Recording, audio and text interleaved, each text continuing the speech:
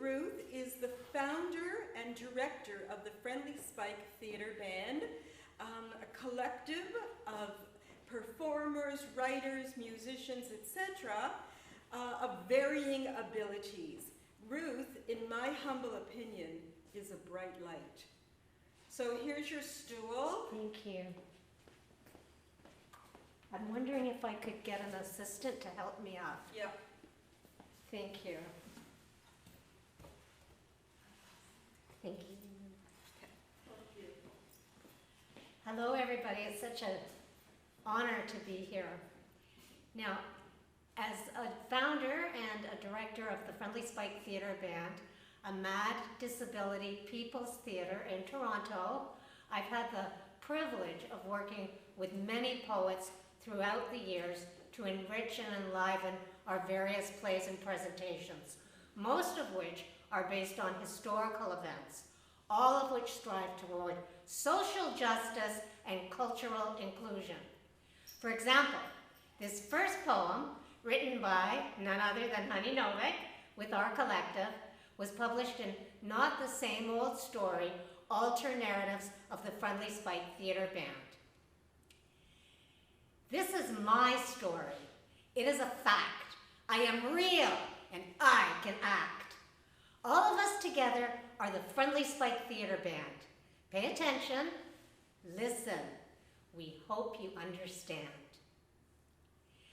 Singer-songwriter Catherine O'Donnell wrote a poem about a man who lived at the Toronto Hospital for the Insane, 999 Queen Street West, and his name was Winston O. And we featured Winston O in our play, Angels of 999. And Catherine's poem was put to a song, which was sung within the play. The wheels I carve go round this place. I know everyone by name and face. I whittle wood by the light of day. It seems to take my cares away. Sitting in an alcove in the dark, I play guitar made from a box. People seem to like it when I play. I'm glad to help in my own way. Like my old friend Joseph, that soul, he's gone, lost in the real world, like an orphan fawn, tossed alone wandering, no rules of the game, and no one knew his name. The world outside is bounding fast. Fancy changes, will they last? I took a trip to the CNE. Mighty big plans in this new century. When I was young, I built canals. Might have even had me a gal. That was long ago, and now my home is here, inside these walls. Like my old friend Joseph, that soul, he's gone. Lost in the real world, like an orphan fawn. Tossed alone wandering, no rules of the game, and no one knew his name. Our play, Mark Living with a Stigma, written by Ken Innes, features a song called The Pill Song, which takes a hard-line approach to Big Pharma. Dirty little dealers sitting in the boardroom, dishing out the filth to the pharmaceutical healers, healers, healers.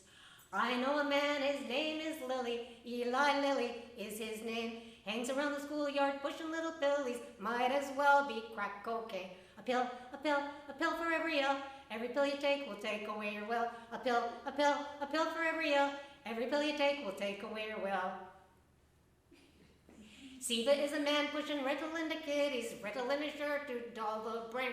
Million little zombies sitting in the classroom, hooked on Ritalin, feeling no pain. A pill, a pill, a pill for every ill. Every pill you take will take away your will. A pill, a pill, a pill for every ill. Every pill you take will take away your will. Hoffman LaRoche, you stunned a nation, handing out the Valium, just like a pervert does with candy. Fucked our minds with Librium. A pill, a pill, a pill for every ill. Every pill you take will take away your will. A pill, a pill, a pill for every ill. Every pill you take will take away your will. Smith, Klein, and French are three tough hombres. Chemical lobotomy is their fame. Pistol packing Thorazine to unsuspecting people. Couldn't give a damn about where they aim. A pill, a pill for every ill. Every pill you take will take away your will. A pill for every ill. Every pill you take will take away your will. Now, this next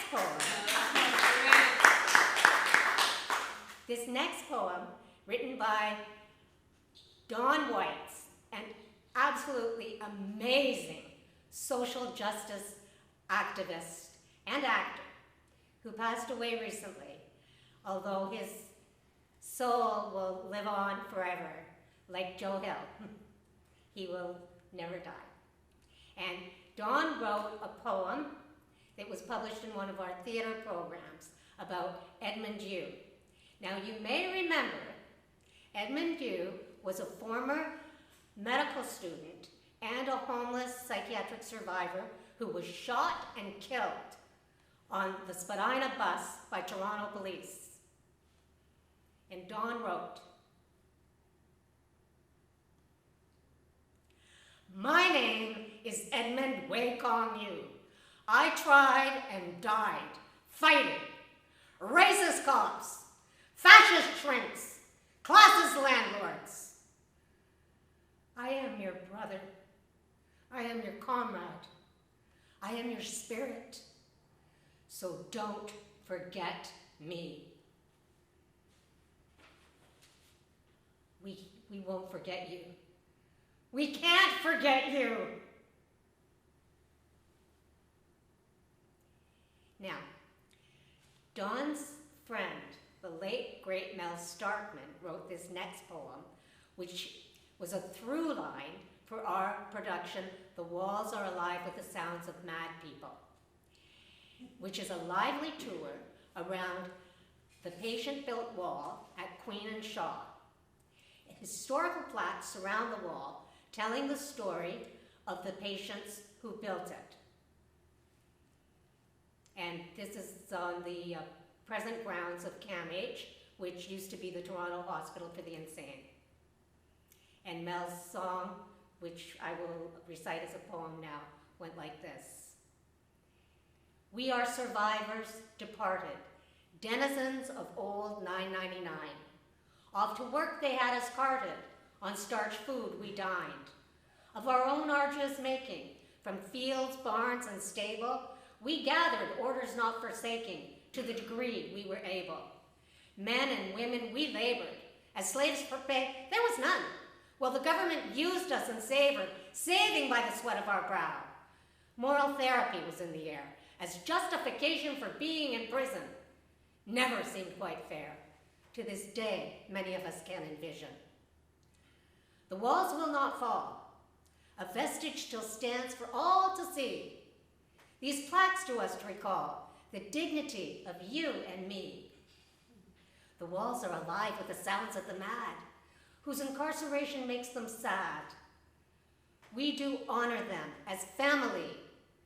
Each rose, Isabella and Willie. Our play, The Girls of Grandview, includes a poem called Femicide. The Grandview Training School for Girls is a concentrated pool of poor, damaged, used, undervalued girls sucked into a whirlpool. Not part of the worldview, stinking dreadful cesspool. Blood blue, black blue, breathless blue. You took my hope, you took my faith, you took my love, you took my trust, and you thrust. But not like Jesus on a cross. You wrote me off at cost. Femicide? Slow death ride.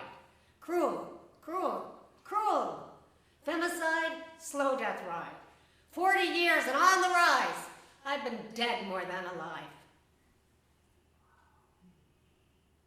Now I'm going to close this presentation by quoting from two of our wonderful poets. The first, our dear friend Mel Starkman, and he wrote a poem about his experience with the Friendly Spike Theater Band.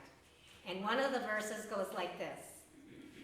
The example of others as siblings has given me back my wings to sail again the sea and nurture this talent, so we. For I'm not too proud, you see, to own up to just a little P. And finally, a beautiful man by the name of Robert Norman shared his story with us for our play Mark, Living with a Stigma. And that story inspired Robert's song, which includes these important words. When you form a circle, no one is first, and no one is last. The good things that we do will make up for the hurts of the past. Yes.